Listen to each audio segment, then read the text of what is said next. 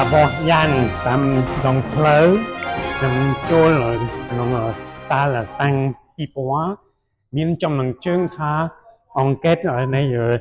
ពាក្យដែលភាសាខ្មែរបានខ្ចីពីភាសាបារាំងដូច្នេះខ្ញុំជួបជាមួយលោកសហនាយកសារមន្ទីរសេដ្ឋកិច្ចរូបិយវត្ថុនោះនៅភ្នំពេញហើយថាលោកគីលយ៉ងប្លែសុំជម្រាបសួរខ្ញុំសំសួរចេញតើប្រជាជនខ្មែរទូទៅដឹងទេថាភាសាខ្មែរមានពាក្យកម្ចីពីភាសាបារាំងច្រើនដូចគ្នាឬទេខ្ញុំគិតថាពាក្យមួយចំនួនអាចគាត់ដឹងពាក្យមួយចំនួនអាចគាត់មិនដឹងពីព្រោះពាក្យកម្ចីខ្លះបានជ្រាបចូលនៅក្នុងភាសាខ្មែរជាយូរយារមកហើយដូច្នេះហើយពេលជាពលរដ្ឋខ្មែរគាត់ប្រើទៅពេលខ្លះគាត់ដឹងខ្លួនពេលខ្លះគាត់ដឹងខ្លួនពួកគាត់ចាត់ទុកថាជាពាក្យរបស់គាត់ដែរភាសាខ្មែរមានប្រភពកម្ចីភាគច្រើនពីភាសាអ្វីខ្លះភាសាខ្មែរដើមដំបូងមានពាក្យកម្ចីពីភាសាសំស្ក្រឹតភាសាបាលីហ្នឹងក្រោយមកក៏មានពាក្យកម្ចីពីភាសាចិនក៏មានខ្លះភាសាវៀតណាមក៏មានខ្លះតែក៏ភាសាថៃក៏មានដែរហើយបើនិយាយពីភាសាថៃក៏ភាសាថៃមានពាក្យកម្ចីច្រើនរហូតដល់ជាង2000ពាក្យដែលជាពាក្យកម្ចីពាក្យខ្មែរដែរអញ្ចឹងទៅគឺភាសាណាក៏ដោយទូទៅគឺទទួលពាក្យកម្ចីពីភាសាដទៃហើយក៏ជាប្រភពពាក្យកម្ចីសម្រាប់ភាសាដទៃផ្សេងដែរតាមរយៈការទំនាក់ទំនងផ្លូវវប្បធម៌ប្រវត្តិសាស្ត្របាទភាសាខ្មែរជាភាសាមួយដែលមានតាំងពីយូរហើយប្រហែលជា1000ឆ្នាំ1500ឆ្នាំចុះបាទតើពាក្យបារាំងដែលត្រូវបានខ្ចីមាននៅក្នុងភាសាខ្មែរតាំងពីប៉ុន្មានឆ្នាំមកហើយយើងគិតថាពាក្យបារាំងដែលភាសាខ្មែរបានខ្ចីគឺពាក្យទាំងឡាយនេះបានជ្រាបចូលនៅក្នុងភាសាបារាំងជាពិសេសចាប់ពីពេលអាណាព្យាបាលបារាំងនៅក្នុងប្រទេសកម្ពុជាបានថាចាប់ពីពាក់កណ្ដាលសតវត្សទី19នៅពេលដែលបារាំងបានមកកម្ពុជាក៏បាននាំមកនៅឥទ្ធិពលក្នុងវិស័យមួយចំនួនដូចជាវិស័យបច្ចេកទេសវិស័យពេទ្យវិស័យអប់រំនិងវិស័យផ្សេងទៀតហើយពេលនោះក៏នាំមកនៅពាក្យរបស់វិស័យកីឡាដែរហើយពេលនោះក៏បាននាំមកនៅពាក្យកម្ចីមួយចំនួនដែលប្រជាជនខ្មែរបានចាប់ផ្ដើមប្រើប្រាស់និងយកមកធ្វើជាពាក្យរបស់ខ្លួនឯងនៅក្នុងភាសាខ្មែរដែរបាទហើយអ្នកគេបានសម្រេចខ្ចីពាក្យទាំងអស់នោះពីព្រោះពីដើមមកពាក្យកម្ចីឬដែលត្រូវបានខ្ចីដើម្បីបង្កើតពាក្យថ្មីគឺជាពាក្យដែលមកពីប្រទេសឥណ្ឌាបាទសួរថានរណាគេមកបានសម្រេចបើនិយាយអំពីរបបអាណាព្យាបាលបារាំងច្បាស់ជាពេលបារាំងមកគាត់នាំមកនៅពាក្យថ្មីដើម្បីសំដៅទៅលើឧទាហរណ៍វិស័យរដ្ឋបាលដែលពាក្យហ្នឹងមិនធ្លាប់មានពីមុនមកប៉ុន្តែដើម្បីឲ្យពាក្យហ្នឹងក្លាយជាពាក្យកម្ចីតើតែជាពលរដ្ឋសម្រេចចិត្តប្រើខ្លួនឯងដែរអញ្ចឹងហើយវាមានកត្តាជាច្រើនការនាំមកពីខាងក្រៅការយល់ព្រមមកប្រើប្រាស់ពីខាងក្នុងដើម្បីធ្វើឲ្យពាក្យហ្នឹងក្លាយជាពាក្យមួយនៅក្នុងភាសាជាតិជាក់ស្ដែងយើងឃើញពាក្យខ្លះជាពាក្យសាមញ្ញយើងតែងតែលើកឡើងអំពីពាក្យរ៉ាឌីយ៉ូឧទាហរណ៍រ៉ាឌីយ៉ូគឺជាពលរដ្ឋគេច្រើនប្រើពាក្យរ៉ាឌីយ៉ូ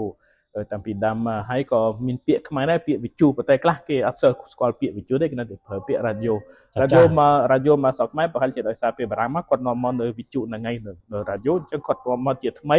ក៏ហៅរ៉ាឌីយ៉ូក៏គេចាប់ផ្ដើមហៅរ៉ាឌីយ៉ូយូរទៅគ្រប់គ្នាគេហៅរ៉ាឌីយ៉ូហើយពាក្យវិទ្យុដែលបង្កើតមកប្រហែលជាក្រោយទៅក៏អត់សូវប្រើទៅវិញมันก็តាមក្រោយភាសាបារាំងត្រូវសរសេរជាអក្សរឡាតាំង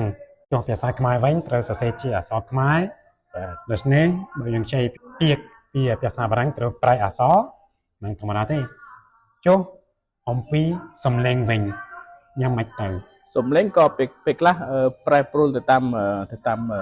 សម្ដីរបស់ប្រជាពលរដ្ឋឧទាហរណ៍យើងនិយាយអំពីពាក្យប៉ុស្តិ៍ប៉ូលីសមិនបារាំង poste de police មានថាស្នងការនគរបាលណា poste de police អញ្ចឹងប៉ុស្តិ៍ប៉ូលីសខ្មែរហៅប៉ុស្តិ៍ប៉ូលីសដោយសារយើងនឹងហៅថាក្នុងភាសាខ្មែរបើកាលណាមានអក្សរសចុងក្រោយអក្សរសំឡេង s ចុងក្រោយគឺអត់មានអាន s ទេគឺអានហទៅវិញអញ្ចឹង poste ទៅជាប៉ុស្តិ៍ police ទៅជាប៉ូលីសហើយដូច្នេះហើយគឺយើងឃើញនេះជាឧទាហរណ៍មួយនៃពាក្យបារាំងមួយដែលបានខ្ចីពីបារាំងយកមកនិយាយបញ្ចូលនៅក្នុងភាសាខ្មែរហើយក៏ប្រែ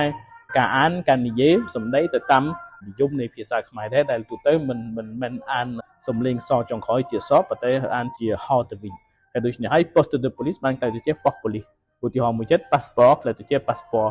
គឺបាត់គឺរនៅវាបាត់ទៅរវិញ passport ក្លាយទៅជា passport អញ្ចឹងពេលខ្លះគឺយើងឃើញថាជាពាក្យកម្ចីរបស់បារាំង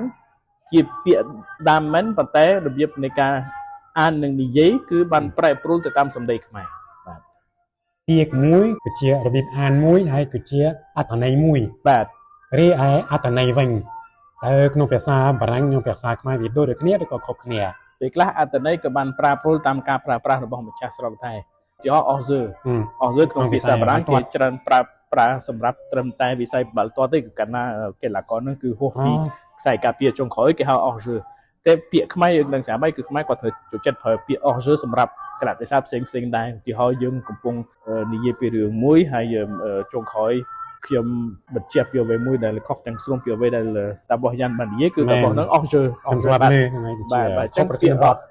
ពាក្យអស់យើហ្នឹងគឺបាទចាប់ប្រធានហើយនិយាយថាចាប់ប្រធានខុសជាងបាត់មានឧទាហរណ៍មួយចំនួនចឹងឯងដែលយើងឃើញថាឧទាហរណ៍ពាក្យប្រគំឬក៏ពាក្យផ្លូវកៅស៊ូតាមកាពិតបានន័យថា route asphalte បានន័យថាផ្លូវដែលបានអ៊ុតកៅស៊ូហ្នឹងដើមដំបូងក៏មានន័យថាជ័រហ្នឹងកៅស៊ូអញ្ចឹងទៅគឺកៅស៊ូពាក្យបារាំងកៅស៊ូហ្នឹងកៅស៊ូកៅជូពាក្យដើមហ្នឹងគឺជ័រណាប៉ុន្តែដល់ពេលយើងប្រើពាក្យផ្លូវកៅស៊ូបានថាផ្លូវដែលបានអ៊ុតថ្នល់ដែលបានអ៊ុតកៅស៊ូអញ្ចឹងទៅកាប់ពេលខ្លះគឺការប្រើប្រាស់ពាក្យហ្នឹងទៅវាប្រែប្រួលទៅតាមការសម្រេចរបស់ម្ចាស់ភាសាដែលកំពុងនិយាយរាល់ថ្ងៃបាទតាមលោកដឹងតើពាក្យខ្មែរដែលត្រូវបានខ្ចីពីភាសាបារាំងសរុបទាំងអស់ប៉ុន្មានខ្ញុំអត់បានដឹងប្រហែលទេប៉ុន្តែខ្ញុំគិតថាបើសិនបងប្អូនមកមើលពីព្រោះយើងហើយអានព័ត៌មានឲ្យអស់ច្បាស់ជាគាត់នឹងខ្លះអញ្ចឹងទៅខ្ញុំសូមលើកទឹកចិត្តឲ្យមកមើលពីព្រោះដើម្បីស្វែងយល់ឲ្យបានកាន់តែស៊ីជម្រៅបាទបានពីព្រោះបើគ្រារាល់ថ្ងៃចូលដោយសេរីរហូតដល់ខែ9នៅអតីតអាគារធនាគារ Indogen នៅរាជធានីភ្នំពេញបាទហើយខ្ញុំគិតថាប្រហែលជាយើងនឹងអូសរហូតទៅដល់ចុងខែ11ដោយសារតាបោះយ៉ាងហ្នឹងហើយគឺនៅក្នុងខែ11មានកិច្ចប្រជុំកំពូល Francophonie នៅប្រទេសកម្ពុជាហើយដូច្នេះហើយខ្ញុំគិតថាប្រហែលជាសំណះនឹងការទុកពីព្រោះនឹងរហូតទៅដល់មានកិច្ចប្រជុំហ្នឹងដើម្បីឲ្យជាវិធីមួយសម្រាប់ខាងយើងខ្ញុំនេះនៅសារមន្ទីរសសរអបអរសាទរដល់ការរៀបចំកិច្ចប្រជុំកំពូល Francophonie នៅប្រទេសកម្ពុជាដែរបាទជាចុងក្រោយខ្ញុំសូមសួរថាតើពាក្យបារាំងអង្កេតនិងពាក្យខ្មែរអង្កេតខុសគ្នាយ៉ាងដូចម្តេចទៅប្រហែលជាមានន័យដូចគ្នាក្នុងន័យថាអង្កេតក្នុងន័យថាសិក្សាឬក៏សិក្សាចង់ដឹងអញ្ចឹងហើយបានយើងយកពាក្យនឹងមកបញ្ចូលនៅក្នុងចំណងជើងនៃពីព្រោះដើម្បីឲ្យបង្ហាញអំពីការប្រាក់ពាក្យបារាំងមួយចំនួននៅក្នុងភាសាខ្មែរដែលមានន័យស្រដៀងគ្នាតែតាមការពិតមែនពេលខ្លះពាក្យខ្លះដែលបានខ្ចីមកឲ្យពេលខ្លះយកមកធ្វើជាពាក្យរបស់ខ្លួនឯងអាចមានការប្រែប្រួលទីទួយក្នុងនិយមន័យក្នុងអត្ថន័យបាទអរគុណលោក Blaise ដែលជាសហនិយោសសរ